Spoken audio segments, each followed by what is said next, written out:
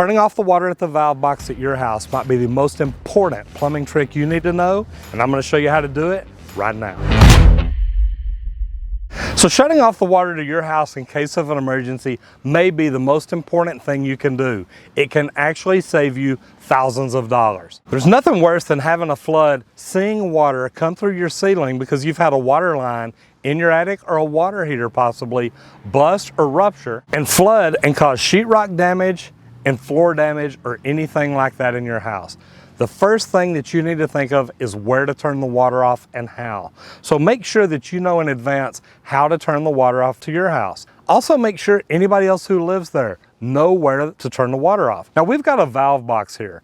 In my other videos, I've showed you how to turn it off at the meter. Luckily, we've got a valve box. And what you do at the valve box is come out and open up the lid. Now, I've got a 3-valve box because I've got a bypass because I've got a water filtration system. But literally, you've got the water inlet, then it comes in, goes into the filter, comes back out of the filter and back in. So there's a bypass valve in the middle that on my system is always off. So literally, I can turn off one of the valves to or from the filter, and that's going to shut the water off going into the house. And literally, it's just as easy as reaching down and turning a valve, and then it's off. And you might get a little dirty, but you know what? It's okay. I just saved thousands of dollars. Guys, some municipalities may not want you to turn water off in the meter.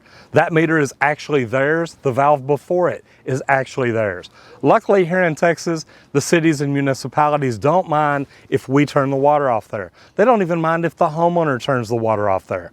Don't get me wrong. They may not love it if the homeowner comes out all the time and uses that to turn water on and off, but here in Texas, I've got a valve box in my front yard. I like it because I don't have to mess with the meter if I don't want to, so I don't have to know where my tools are.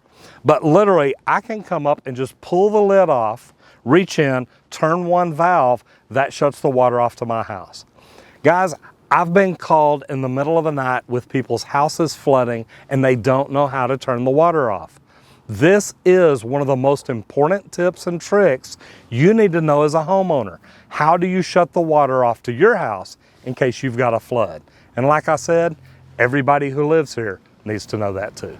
So if you think you've learned anything from these videos that can help save you money at your house, do me a favor. Please subscribe and ring the bell so you don't miss out on anything. And I'm going to ask you one little favor. Tell 4,000 of your closest friends. I'm Roger Wakefield, Lead AP, the expert plumber. And I'll see you on the next video if you don't get flushed.